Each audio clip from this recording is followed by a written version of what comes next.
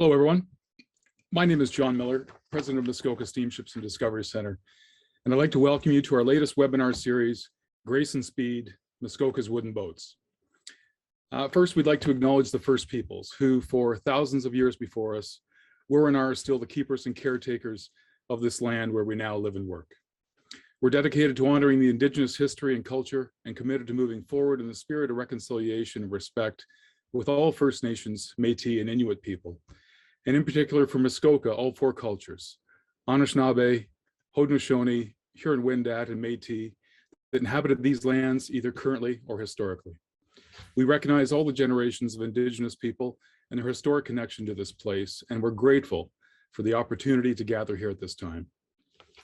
This series is a digital component of our $8 million revitalization project at the Muskoka Discovery Center. The physical transformation of our building is almost complete, with 3 dynamic exhibits being created that are growing and evolving with inspired content.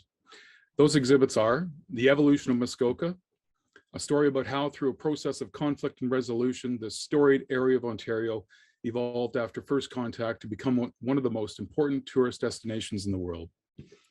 Muskoka, Confluence of Cultures, is an exhibit about a presentation about 4 Indigenous cultures with a presence in Muskoka for thousands of years, all of which have teachings to share about sustainability and care for our environment.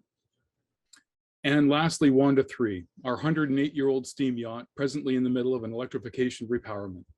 She'll be a working artifact and an important symbol of sustainability when complete. The Muskoka Steamships and Discovery Center is in partnership with Antique and Classic Boat Society and is excited to present this series of 8 webinars showcasing wooden works of art that have made Muskoka home to arguably the best concentration of quality wooden boats in the world. Our volunteer team of Ian Turnbull, Chris Bullen, Mary Story, Murray Walker, Ed Skinner, and Rick Terry, along with many boat owners, have put in countless hours to produce this series, and we are extremely grateful for their contributions. I'd also like to thank Jordan Waynes and Ann Curley, who are working behind the scenes to make this webinar happen. The entire series, when complete, will be available in our archives, on our website, and as a permanent display within the Discovery Center. So during this webinar, we encourage you, the audience, to post questions in the Q&A function at the bottom of the page, and we'll read them to our panelists. If your question has already been posted, or if you like another question that's already there, just click the like icon and the question will be moved higher in priority. We can't answer all the questions in the time that we have, so if you'd like to, you can email your question to us in the address provided in the chat, and we'll work on getting the answers to you. Now, to set up our first presentation, I'd like to introduce the person who has led this project from the beginning, Mr. Ian Turnbull. Thanks, John. I really only have one thing to say because the rest of it is said in our production, but I wanted to thank the originator of the idea, and that was Murray Walker, who also is a great steward of the boats, and we'll meet him in our films. And also Gary Getson, chair of the Discovery Center board, and Rick McGraw, who's chair of the Revitalization Committee. So thanks to all those folks, and we're ready to go. Welcome to our Muskoka Wooden Boat Stories webinar series, brought to you by Muskoka Steamships and Discovery Center and the Antique and Classic Boat Society of Toronto. My name is Ian Turnbull, and it's my privilege to host this series on behalf of our production team, comprising Chris Bullen, Murray Walker, Mary Story, Rick Terry, and Ed Skinner. We have 8 episodes celebrating Muskoka's wooden boat legacy. Each episode will feature films shot by Chris last summer, along with presentations I have prepared for context. There will be time for live Q&A at the end of each session, so please get your questions ready for us at the end of the episode. With only 8 episodes, we'll only be skimming the surface of a rich and deep story, but our goal is to make you hungry for that warm wooden boat feeling. In this first episode, we'll experience 3 boats: Rita, Landsakes, and Adair. We called this episode Early Days because it wasn't until the early 1900s that wooden boat building accelerated in Muskoka with the availability of internal combustion or gasoline engines. Let's open the curtains on our first feature boat in this episode. Here's Rita motoring on the Indian River decades ago, all 53 feet of her. As of 2022, she is 108 years old, and she's lived in the same slip on the same island for all those years. Think of the time she's seen. Rita's story begins with Bert Manette. He built her. He was the son of immigrant parents from England who settled on the shores of Lake Rosso in 1869 and established Cleveland's House there in 1883. Bert was a University of Toronto grad, built boats from an early age, and trained after university with John Hacker in Algonac, Michigan. By 1910, at the age 30, he established his boat works in Bracebridge. He got a commission from Pittsburgh businessman Carl Borntrigger for Rita. The yacht, being too long to launch in Bracebridge, was moved by rail to Gravenhurst for launching at Muskoka Wharf. This picture is from a family album of mine. It's an image from the mid-20s, very likely taken at a regatta at the Muskoka Lakes Golf and Country Club. Rita has no windshield then, but she has one now. And this is Gravenhurst and Muskoka Wharf, where Rita would have arrived by rail, upper left. On the wharf is a passenger train meeting the ship top center, and there is the Ditchburn Boat Works on the right-hand side.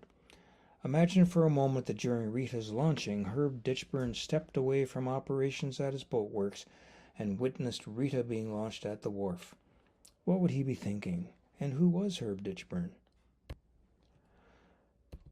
Just like Bert Manette, Herb Ditchburn's parents immigrated from England in the same year, 1869. They settled in the village of Rosso at the top of Lake Rosso, where they got into building rowboats. Just like Bert Manette, Herb was born in 1880. Just like Bert, he got into wooden boats at a very early age. His uncle Henry Ditchburn moved the boat building business to Gravenhurst in 1890. Herb started managing in 1904, just 4 years after Bert started his boat works in Bracebridge in 1910. So it's 1914, and Herb's competitor Bert Manette launches a 53-foot yacht right at his doorstep. And Herb got a commission a short time later to build Cowandag II for Sir John Eaton. Sir John Eaton was son of Timothy Eaton, who founded the famed Eaton's department store.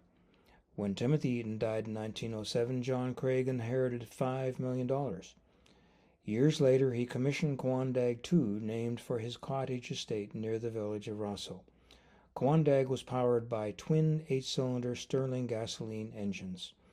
She was sold in 1938 to new owners in the United States, sadly leaving Muskoka. Here's another image from my family album. For the record, my folks weren't there in a yacht. They got around the lakes in a Dispro, an 18-foot disc-bearing propeller boat. That's why these shots are taken from water level. Here is a great but too short clip of Cowandag. I'm going to start and stop the video of Cowandag so that you can sense the beauty of her design. Remember, she was all mahogany. Note her flagstaff. Rita has a very similar flagstaff.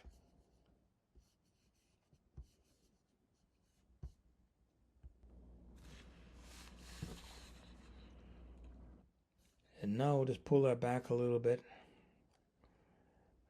and watch her one more time coming in. Look at the flare on the bow.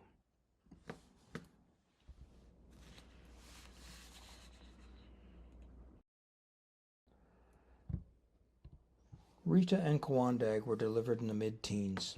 They were amongst the early yachts on Muskoka Lakes powered by internal combustion engines, but steam-powered yachts were on the lakes before the turn of the century. Tugs, supply boats, and yachts, all of them. Here are a few examples. 68-foot Naiad was built by Polson Iron Works in Toronto in 1890 for Senator Sanford, a cottager on Sans Souci Island in Lake Rosso. Rambler, also by Polson Iron Works, was built originally for a Lake Rosso cottager and has spent all of her 109 years in Muskoka. She is currently languishing in a boathouse on Lake Joseph and would be a fine yacht to add to any collection of wooden boats. Mildred was a sister ship to Rambler. She was living a commercial life when she burned in 1961 on the Muskoka River approaching Bracebridge. She was rebuilt for commercial use but only cruised for a few more years. Her hull lives on and has been recently reconfigured to keep on cruising as a commercial vessel. This is High Tea, a 1929 ditchburn 58 feet long, cruising on the Indian River decades ago. She subsequently left Muskoka for the United States. And here she is flying the Stars and Stripes during her time south of the border. The good news is that she has returned once again to Muskoka and now lives on Lake Russell. This is Wanda 2, 1904 Polson Iron Works, 94 feet long and belonging to Mrs. Timothy Eaton, mother of Sir John David Eaton, who owned Cowandag. She is pictured here at the Eaton's estate near Windermere on Lake Russell. Wanda 2 burned in August 1914 and was replaced by Wanda 3 in 1915. Here's Wanda 3 cruising on the Indian River. I live on the Indian River and have photographed passing vessels over the years. Stewardship of Wanda 3 is now entrusted to Muskoka Steamships and Discovery Center, where she resides in her own new boathouse, undergoing complete restoration. At age 107, she deserves a good home with caring stewards. And now, Rita, as filmed in the summer of 2021 by Chris Bullen of Riot Productions, with special thanks to the McGrath family and Cindy Corp for their cooperation in making Rita available to us.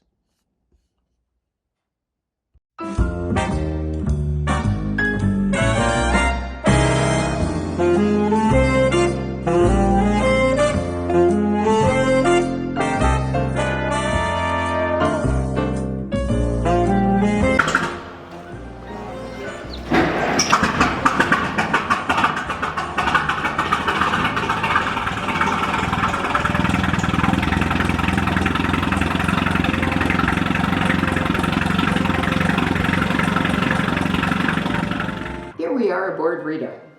She's a 107-year-old wooden boat built in 1914.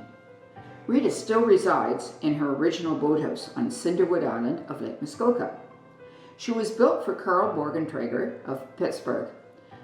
The Borgentragers were one of several Pittsburgh families who started to buy property and build large summer homes in Muskoka, mainly in the Beaumaris area of Lake Muskoka, and this all started in the 1880s. Rita was built by Bert Burnett, a boat builder well established in Muskoka by 1914. He was operating his boat building shop in Bracebridge, just above the river, and built some of the finest launches in Muskoka. Rita is a 50-foot day cruiser. It's powered with a gasoline engine, which even at that time, steam was still popular. It was reputed that Rita cost $7,500 in 1914, which would be hundreds of thousands today. In the 1914 era, several wealthy cottagers were having boats built, such as the Eatons having Wanda built for their use. They used their boats for pleasure and sightseeing around the lake, enjoying the scenery, as well as entertaining friends. Another use of their boats in those days was going to regattas where there were many sporting events. It was the place to be seen with your beautiful boat and your family participating in the events. Sometimes these types of boats were used for picking up friends and family from the train at Muskoka Wharf in Gravenhurst. Because the Borgentragers were on an island, they obviously had to have a boat that held several people as well as their luggage. These well-to-do families also had staff to maintain their property and caretakers for their boats, as well as captains to operate a boat such as this. Rita was certainly one of the larger boats of that era. Manette only built one other larger boat, a 55-foot boat called the Molly Dick. But Rita was intended to be used only in the daytime cruises, and she had no sleeping accommodation aboard. It was built largely of mahogany on oak frames. As we begin a tour of the boat, below the forward deck is 2 sleeping bunks for the crew. As we move back behind the windshield, we see the helm with the steering wheel and the motor controls. Wicker chairs on this deck, which is covered with a canopy, and 2 built-in benches. Below this deck is the engine compartment, and here we find a very rare Sterling petrol. These were huge engines with low RPM. A matter of fact, we believe it's 779 cubic inch, and this would operate at 1800 RPM and producing well over 200 horsepower. As we move aft of the engine compartment, we go down from the forward deck, we go down a few steps and see a Pullman style galley and small washroom. A seating area with a leaf type table that could be made up for dining and serving lunches and dinners if they were on a cruise, a day-long cruise. And then we move to the stern deck, which is covered with a canopy. Also, we sit in these lovely wicker chairs and enjoy a beautiful scene off of the rear deck. In her 107 years, Rita has only had 3 owners. As stated before, she was built for the Borgenträgers of Pittsburgh, but in 1960, the boat was sold to Dr. Bateman, a well-known Toronto orthopedic surgeon. Of course, when you buy Rita, one has to buy the island with her, because that's her only boathouse. So Dr. Bateman also bought Cedarwood Island. In 1984, the McGrath family of Toronto also bought Cedarwood Island and Rita and her boathouse. Now I can just imagine each of these families and their guests going out on Lake Muskoka for a full day. They may have stopped at a wharf here or there, such as Port Carling, or a resort such as Windermere or Cleveland's House, but somewhere along their travels they would have enjoyed a prepared lunch aboard the boat. It was a relaxed, entertaining, and leisurely cruising for a full day. The second Mrs. Borgenträger was a Ziegfeld Follies dancer.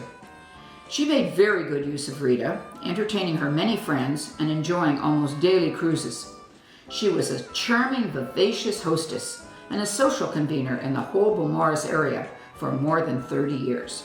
Rita is considered a very original vessel. After surviving for 107 years, she has only undergone 2 major restorations, roughly 50 years apart. The first being in 1970s. Rita was raised in her boathouse at Cinderwood, and a floor was put over the slip, and a crew from the boat builder of the time in Gravenhurst Gravettes.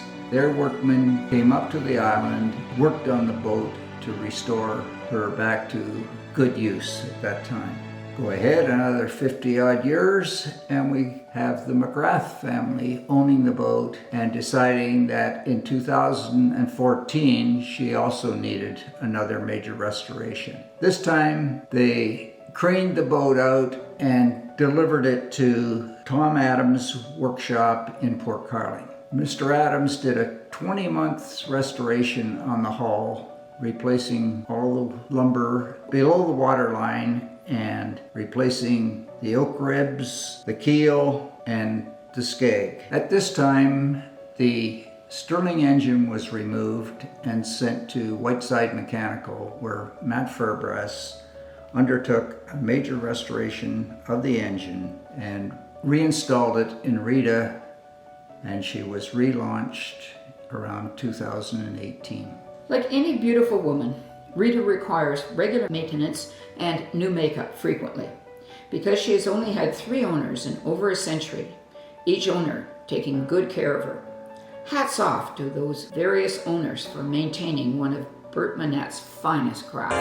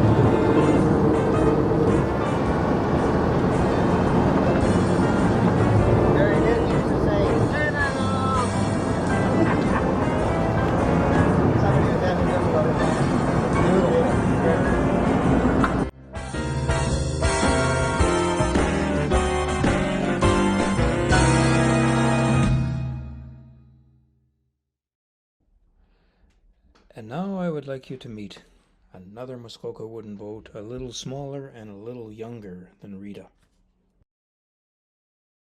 Pulling back the curtains, here's a picture of our next feature boat, Landsakes. This picture was taken a few years back with their current owner, Rob Purvis. Landsakes is 103 years old. She was built by Julius Bornemann in 1919 in Gravenhurst and purchased by the Sweeney family on Lake Russell. Here are Mr. and Mrs. Sweeney riding in Landsakes at their summer estate, Landlar, in the background in the early 20s. The young man in the back seat is J. Irwin Miller riding with his grandparents. Irwin Miller became an American industrialist instrumental in the rise of Cummins Corporation, which was coincidentally founded the same year as Landsakes was built in 1919. Cummins became famous for diesel engine innovation. The yellow arrow points to the crafted armrests of the aft seat of Landsakes just showing beside Grandma's elbow. Remember that little feature. About a century later, here's the way the Landlar estate looks today, still in the Miller family. Two other fine wooden boats live in the boathouse, a Ditchburn and a Manette Shields, each powered, of course, with a Cummins diesel engine. Driving wonderful wooden boats is not the sole purview of men. Here is a happy woman driving a wooden boat as pictured on the cover of Motorboating magazine in the October 1919 issue. Same year Landsakes was purchased by the Sweeneys. The magazine cost 25 cents. This is the Landlar estate in the early days before Landsakes joined the family. That's the family's 1905 steam yacht, Llano, in the foreground. After 40 years at Landlar, in 1959, Landsakes was traded at Crevette Boats in Gravenhurst for a new inboard. By chance, Rob's father, Bob, happened to notice Landsakes and bought her on the spot for $1,500. For over 60 years, Landsakes has been a treasured member of the Purvis family. Here she is in her boathouse on Lake Russell, and that's Fancy Lady in the other slip. We'll meet her later in the series. Note the inset picture of Landsakes' stern with the aft seat armrests crafted into the cockpit coamings. Landsakes transom and the Union Jack, Canada's flag in 1919 when the boat was built. And here on a sunset cruise is Landsakes' long deck. Her pennant pole hosts the Jack of the United States Navy, as it did for her first 40 years while owned by the Miller family.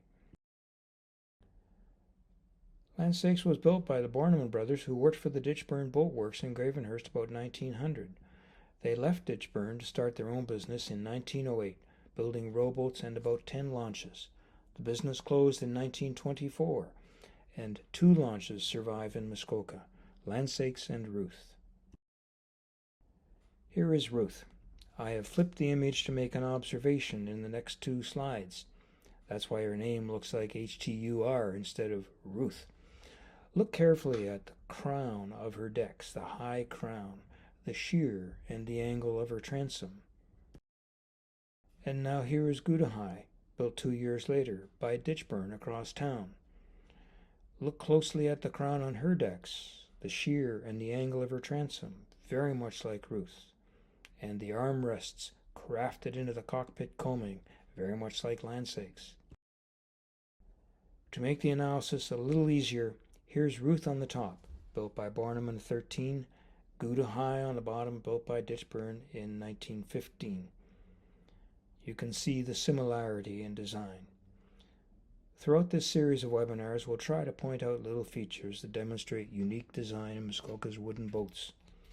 You can see the armrests here on Landsakes in the inset image. They are integrated into the coaming board, and so are Gouda Highs.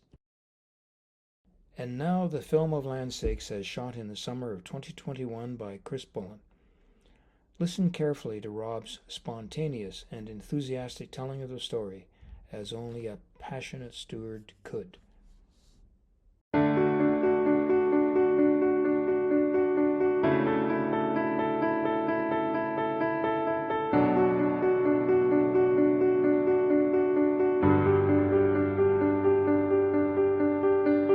Landsakes is another typical Bob Purvis story. He's down at Gravenhurst. His friend Herm Heisman, actually I think he talked Herm into buying it. Herm was fairly well off. Herm he knew from before the war. I think Herman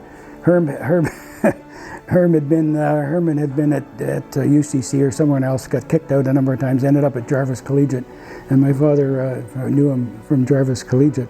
But at any rate, Herm's family had this farm up in Thornhill, and when the war started, they used to be able to get gasoline because it was rationed everywhere else, but farms could get gasoline. It had a purple dye in it, apparently, so you'd know when it was. So there was all these motorcycles around Moore Park that had purple dye in them.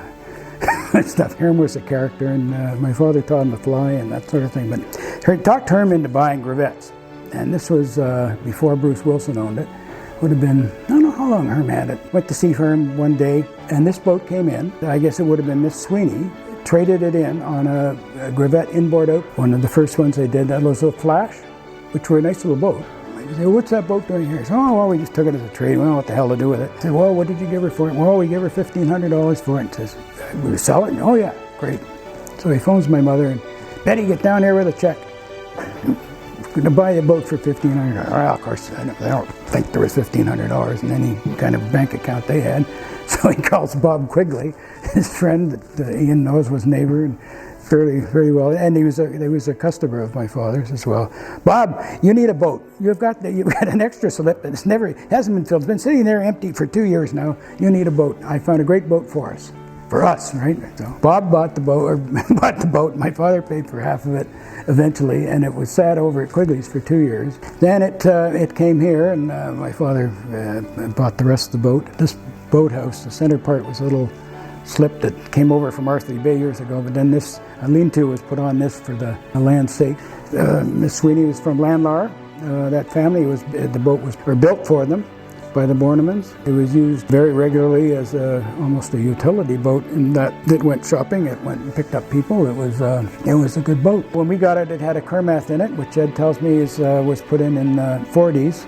There was an engine, I think that might have been the third engine. There was an engine in it that was replaced the original, or it may have been the original, but in the 30s, early 30s, there was a fire and the foredecks were replaced. Otherwise, it's pretty much, certainly the cockpit's all original, and the hardware and everything. The sides, I don't know if they've ever been done. They might be original too. I think it's the third bottom. We put a new bottom on 10 years ago. As you experience today, it's a bit tippy because it's a round sort of displacement bottom. It's actually built quite similar to a canoe or a rowboat, with ribs and chinked in copper nails and that sort of thing, but it's a lovely old boat. It's a fun boat. Doesn't go too quick. As Buddy and I used to say when we were going somewhere in it, we'll be there, don't worry, we can only get 18 with the wind out of her. So the engine it's now, the Kermath died. We had another Kermath, we were going to put the two of them together, and we were told by a mechanic at the time who took them both apart that it wasn't worth it. And we ended up buying this Buchanan through Dukes, who actually found it for us. And it turned out, as we know, as I think I related a story about the Wanda, when the Conservancy was helping raise funds for the Wanda, we had John Eaton here, and he came over with Tim Chisholm, because he was staying at Tim's place. And they were looking at the boat. They actually came over to see the Fancy Lady, because Tim had the Black Knight, a sister ship. And he looked in here and he saw the engine. He said, "My God, that's our engine!" And he saw an exhaust flange that was put on there, a big copper exhaust flange. He says, "Oh, we had that done in 1957 or something like that for our, whatever it was, Brew boat that went out to the island with us." So fun stories that go back, and they interconnected, all these interconnected things in Muskoka, you know. But anyway, that's the story of the Landsakes.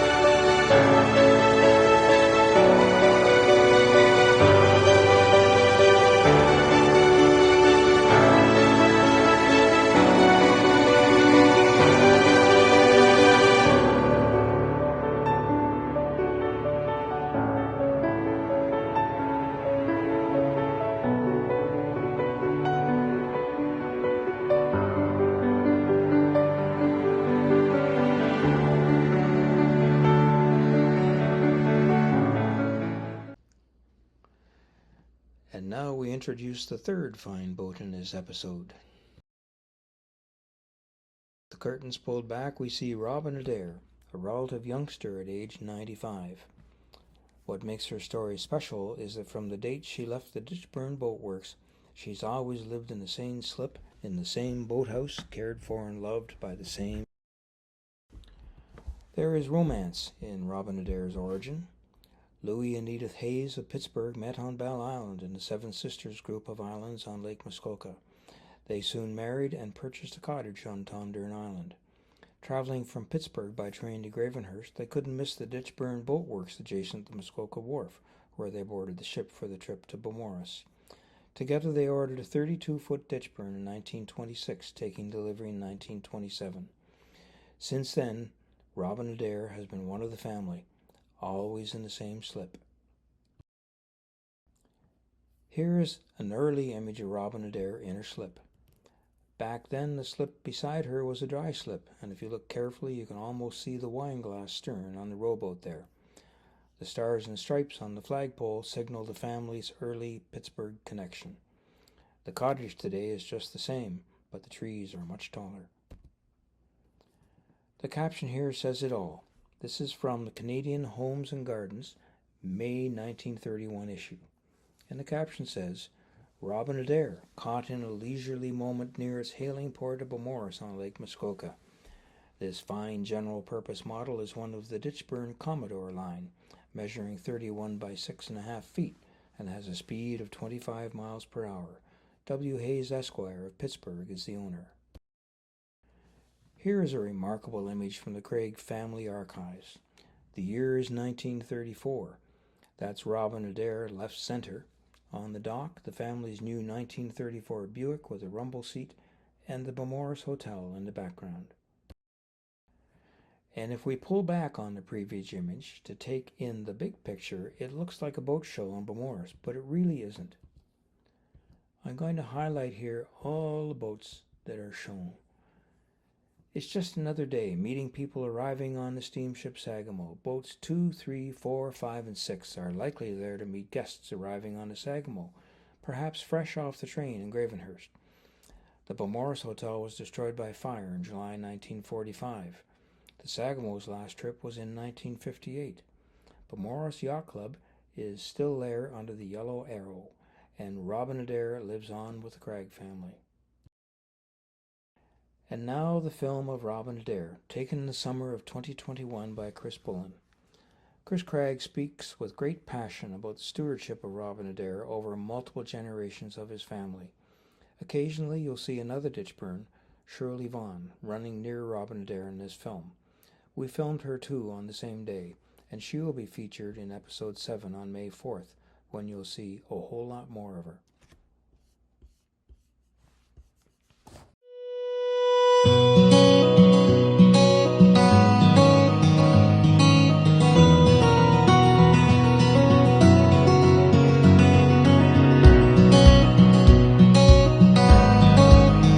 I'm Chris Craig, and I'm the third generation owner of the Robin Adair, which is a 1927 32-foot Ditchburn that was bought by my grandfather straight out of the Muskoka Gravenhurst Boat Works, probably when he departed the train before he climbed on the steamboat to come to the cottage, because that's how he and his family got here. This would have been the Louis Blake Hayes family from Pittsburgh, and they would have traveled from Pittsburgh to Toronto by train and switched over to one of the many lake boats to complete the trip to the cottage. So the boat is still in its original slip, pretty much in its original condition as it was when grandfather placed its order in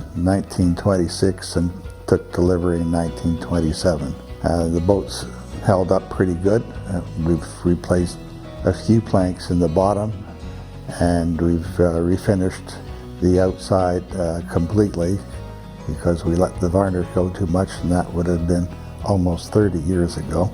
So the boat's had had 3 engines. Its current engine is a 6-cylinder Buchanan rocket put in the 1990s when the second motor, a 150 horsepower 8-cylinder Buchanan, became too worn to be repaired. And that motor was put in because grandfather probably within a few years of buying the boat decided that the original motor, likely a Stirling, threw too much oil and made the boat dirty and smelly. Now when he first had that engine put in, they took it out for sea trials. They located it about 6 inches too far forward in the boat. So as they accelerated, the front splashboards caught the water and it became like a submarine and started to plunge down towards the depth. So he immediately turned around, took it back to the shop and said, "You idiots, do it again." So that's how we ended up with the motor that we've got now. And I gotta admit that, you know, I drove it for many years with a 150 horsepower motor in it, and it ran pretty good, but not fast enough for us to ski behind. We tried, but you know, we could only get out to mid-thigh. That was too tough to ski. And then when it wore out, boy, it got oil in the water, and it was 50-50 chance that it would make a complete run without failing and having to paddle it into shore. And there's nothing quite like paddling a 32-foot ditch burn to encourage you to fix it up, because that's no fun. One thing that's kind of special about the boat is that it's got back-to-back seats, much like modern outboards. Most ditch burns of that era would have had straight back seats and wicker chairs in the compartment. Grandmother decided that it would be much more efficient to have back-facing seats behind the front ones, and she probably should have taken out a patent at that time, because it certainly became popular when outboards and fiberglass boats were made. Yeah, our favorite use of the boat is to go out most evenings when the weather is good for a sunset cruise. It's a kind of a between dinner and dessert practice that we'd like to do.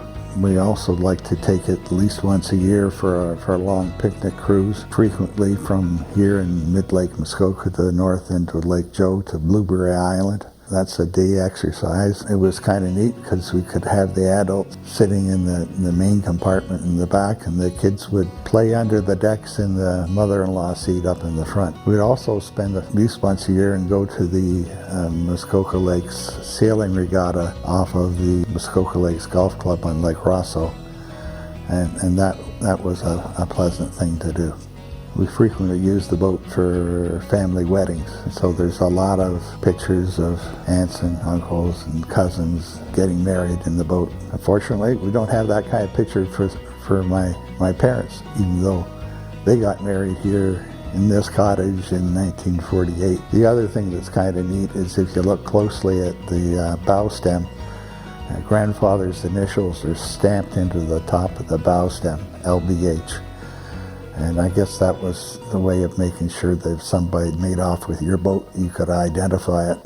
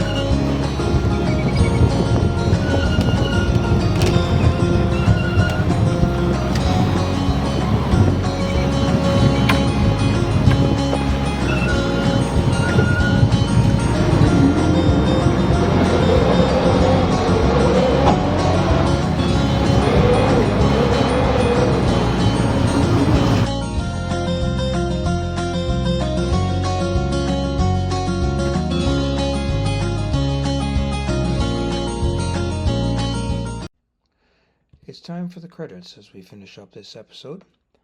So first and foremost, to the original boat builders, restorers, and to the stewards past and present, and in this episode to the McGrath family for Rita, Rob Purvis and family for Landsakes, Chris Craig and family for Rob and Adair, Muskoka Steamships and Discovery Centre for hosting the series, and the Antique and Classic Boat Society Toronto, and of course the webinar production crew. Come back and join us next week for episode 2, entitled Grace and Speed 1, which means we're going to have a Grace and Speed 2 later on in the series. Next week we'll see Nanawa 2, Lady Elgin, Black Knight, Black Prince, Aegis 6, and Leglon. Let's put boats in motion now. Here's Nanawa 2, 1927 Manette, slicing through the water. And Lady Elgin, 1929 Ditchburn, custom built for the livery service for the Wallace family in Manette. And Black Knight, a 1934 Manette Shields Gentleman's Racer, 18 feet long.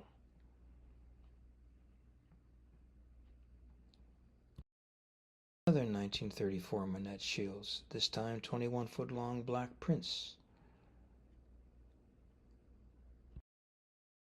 Aegis 6, 1936 Ditchburn, 25 feet long, at speed.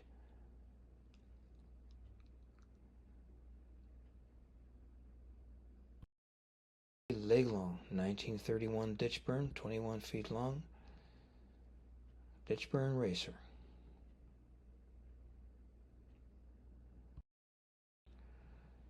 Happy cruising. Remember always, wood is good, and we'll see you in the next episode. Thank you, Ian, and the entire production team. What a great way to kick off this webinar series. It was really amazing as you take us on this journey where we're learning more about the history of these wooden boats, the boat builders, the boat owners, and taking us inside the boat houses. And before we get started on the questions, I just wanted to say that I'm fortunate every day to be able to look at Rita as she is currently in the Murray Walker Grace and Speed Boathouse. And I encourage others who want to see her up close and see her beauty to come down and see us at the Discovery Center. So we have a number of questions in our Q&A, and please feel free to add more. But the first question we have, and this one will go to you, Ian, even though you thought you were going to get away from answering questions. But the question is, how did you decide what boats to feature in this series?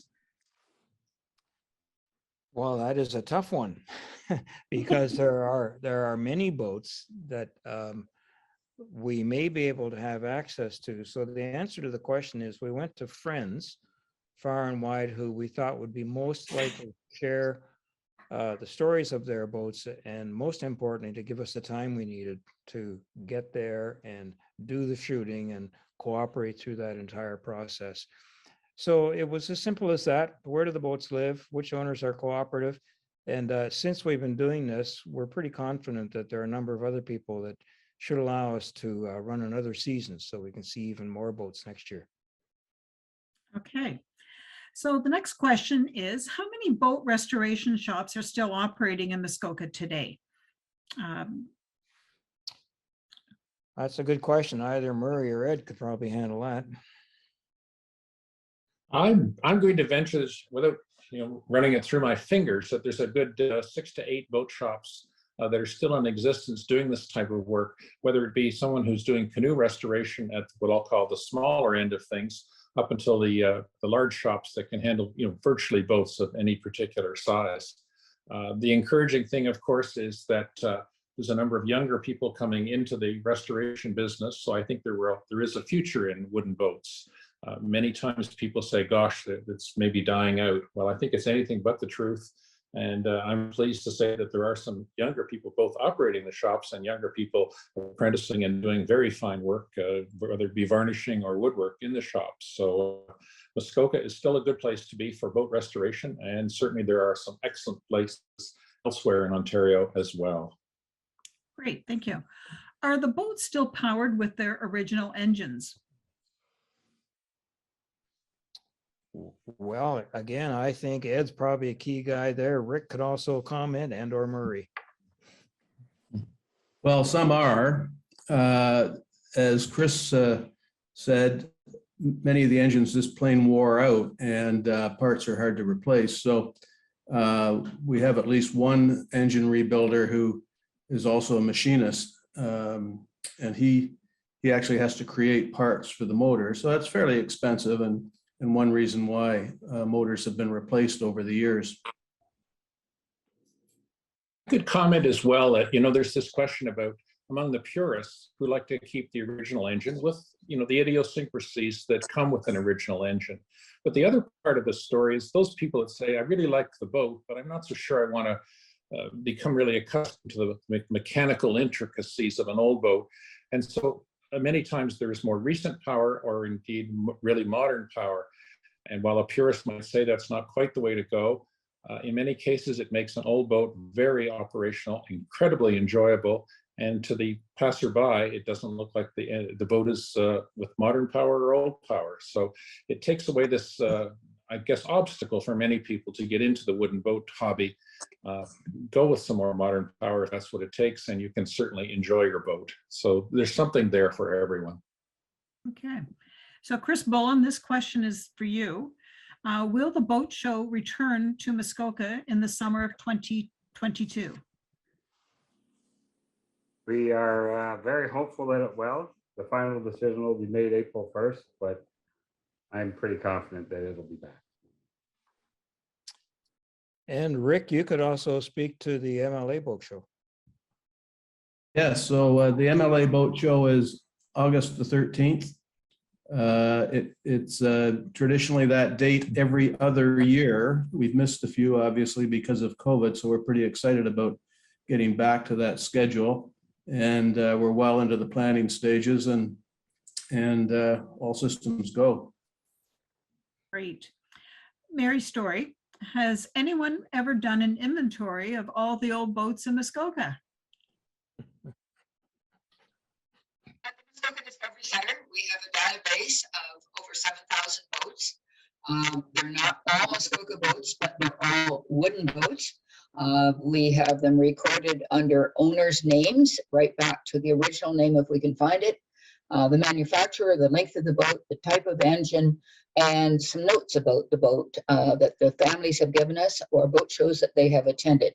So people can find out about that database and inquire about a specific boat by emailing archives@realmuskoka.ca. Perfect. So Ed, I'm going to ask you this question and the rest can follow in afterwards, but what makes riding in a wooden boat different from riding in a boat made of fiberglass? Well, number one, it's very comfortable. And most of the wave action on Lake Muskoka, if you're in a long deck launch, it isn't really an issue. And most of the time you don't get wet. It's very relaxing, very relaxing. Anybody else from the team want to? Yeah, I'd like to throw one in as well. I've often compared it, in addition to the ride that Ed speaks so accurately about, it is the better ride for sure. And I noticed this, for example, as a kid growing up, when I would go for a ride in my father's wooden boat versus going for a ride in my friend's fiberglass boat. But the other part that always amazes me, and it's my comparison, what's more fun, sitting in a plastic chair or sitting in a beautiful mahogany chair? There's a certain comfort and elegance of sitting in the genuine leather with the proper mahogany sides and so on. It just feels better. And I think I'd sooner do that than sit in a plastic chair. Great. So the next question is, and I really like this question, how do boats like Rob and Adair get their names? Oh dear, I know the answer to that. And well, the question is, can I remember it? Chris Craig could answer it in a heartbeat. Robin Adair relates to names of his ancestors. That's the simplest way I can put it. Can anybody else add detail to that? Well, quite a few of them, of course, were made up of family members' names. So that was very common. Or they named them after the name of the cottage. Or the island that the boat came from. All those kind of This might be a good time for us to put a question to one of ourselves, and that would be Mr. Skinner. Why is it you've never named your boat? That's not a fair question, but It might be called procrastination. okay. Okay.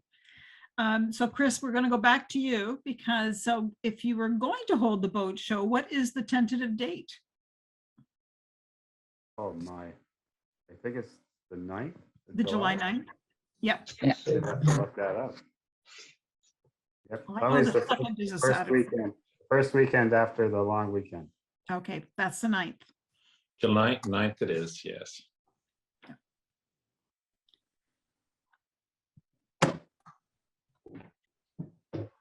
That appears to be all the questions in the Q&A for today. However, there has been some wonderful comments from many of the attendees today saying that they love the presentation, love the show. They're looking forward to the rest of the series. So if there's anything anyone wanted to say before we turn it back over to John, please do.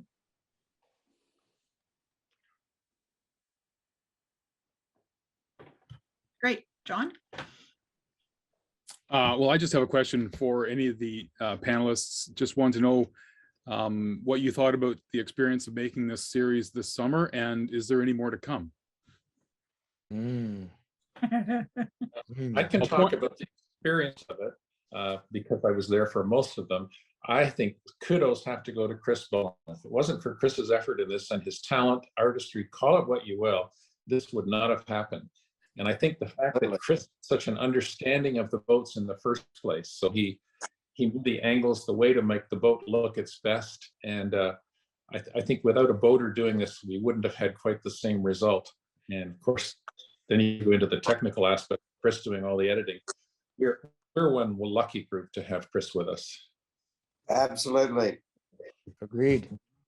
I want to add another piece to it. I thought the interaction that we all had with the stewards themselves was just remarkable.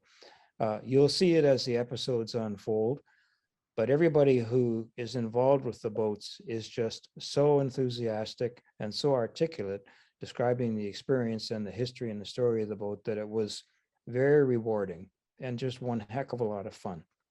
Yes, it was big time fun. So John, yes, if we can, we want to keep on going. There is some work and some time involved, but we'd like to keep on going. There's a lot of work, and we appreciate the work that all of you guys have done. Thank you very much. We've had, this is our third webinar series, and today was the biggest audience we've had. We had 208 people on at one point, and just amazing engagement. So we're going to try and double that next week. We are going to be doing the next episode a week today at 4 o'clock. If you haven't registered, or if you know of other people that might be interested in this, please, to our audience, please send out the link to our website and ask them to join. It's just all for a good cause, and we're certainly looking forward to the next 7 episodes. Thanks, everyone, and have a good evening.